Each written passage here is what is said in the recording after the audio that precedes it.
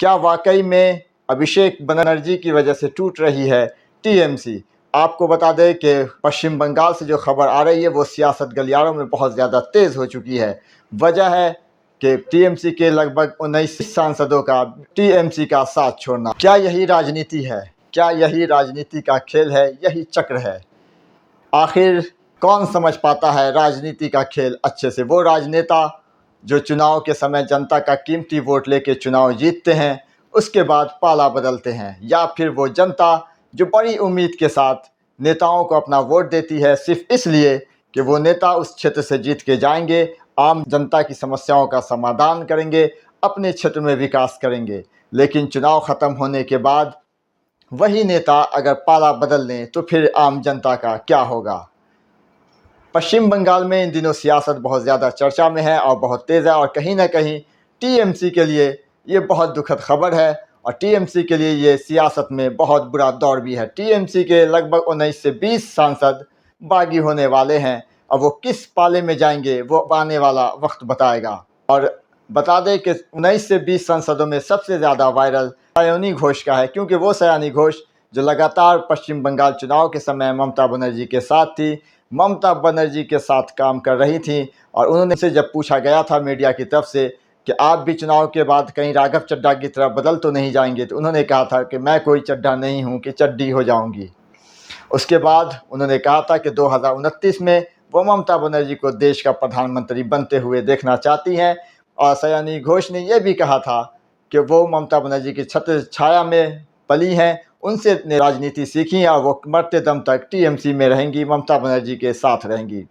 आखिर कौन सी ऐसी मजबूरी है कि जो 19 से 20 सांसद जो टीएमसी छोड़ने को तैयार हैं, उस लिस्ट में सयानी घोष का नाम भी आया? आखिर ऐसी क्या मजबूरी बन आई है सयानी घोष के साथ? इन दिनों बहुत ही बुरे दौर से टीएमसी गुजर रही है पश्चिम बंगाल के अंदर। इससे पहले वो विधानसभा में बुरी तरीके से हार के सत्ता से बाहर हुई, विपक्ष में बैठ रही हैं, बीजेपी सत्ता पे काबिज है पश्चिम बंगाल के अंदर। उसके बाद दूसरी दुखद खबर ये हुई पश्चिम बंगाल के अंदर कि तो दोनों सदनों को मिलाकर, यानी राज्यसभा और लोकसभा मिलाकर, टीएमसी के पास टोटल 41 सांसद है, 28 लोकसभा और 13 राज्यसभा के। अगर उसमें 19 से 20 सांसद अगर टीएमसी को छोड़ देते हैं तो फिर टीएमसी का क्या हाल होगा वो आप भी जान रहे हैं। इससे पहले भी महाराष्ट्र के अंदर हुआ है कि एनसीपी और शिवसेना को दोनों अलग दो गुटों में बंट गई थी। क्या पश्चिम बंगाल के अंदर भी वही होने वाला है? क्या वाकई टीएमसी दो गुटों में बंट जाएगी? टीएमसी आधी आधी हो जाएगी? क्या लगता है कमेंट में ज़रूर बताएं। मैं सीएम अजीम और आप देख रहे हैं खबरों की चाय। आपको बता दें कि पश्चिम बंगाल के अंदर जो सियासत है बहुत ज़्यादा तेज़ हो चुकी है।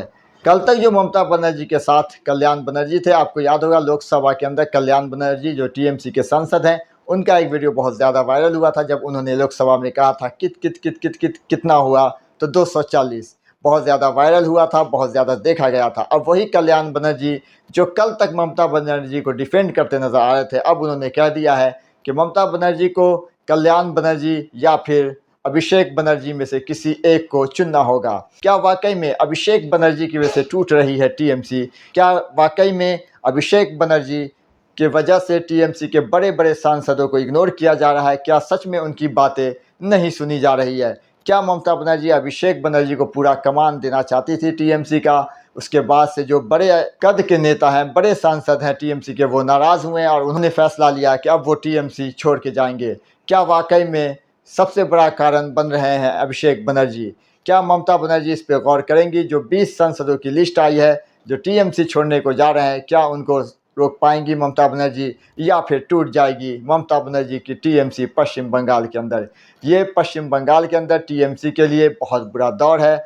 आखिर ममता बनर्जी इसको कैसे देखती हैं, कैसे अपने सांसदों को रोक पाती हैं, ये आने वाला वक्त बताएगा। उसके बाद बीच में खबर आई शत्रुघ्न सिन्हा के बारे में कि वो भी टीएमसी छोड़ के जाने वाले हैं, लेकिन उन्होंने मीडिया से मुखातिब होते ही कह दिया है कि वो उनका पुराना नाता बीजेपी से ज़रूर है, वो बीजेपी से सांसद भी रहे हैं, लेकिन उन्होंने कहा है कि अभी वो बुरे दौर में ममता बनर्जी के साथ हैं, क्योंकि वो लगातार 2 बार से टीएमसी से ही सांसद हैं। अगर देख लें, ऐसे में अगर 19 से 20 सांसद बीजेपी में ज्वाइन कर लेते हैं, किसी और पार्टी में ज्वाइन कर लेते हैं, टीएमसी छोड़ देते हैं, तो उन बड़ों चेहरा में अब सिर्फ टीएमसी के पास ममता बनर्जी के बाद 2 ही रहेंगे, एक शत्रुघ्न सिन्हा और दूसरे कीर्ति झा आज़ाद।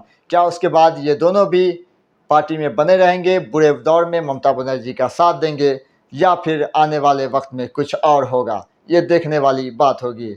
आखिर जनता करे तो करे क्या? जिस पे भरोसा करके वोट देती है, जिसको जिताती है, वो पाला बदल लेते हैं। आखिर जनता के भी समझ से परे है।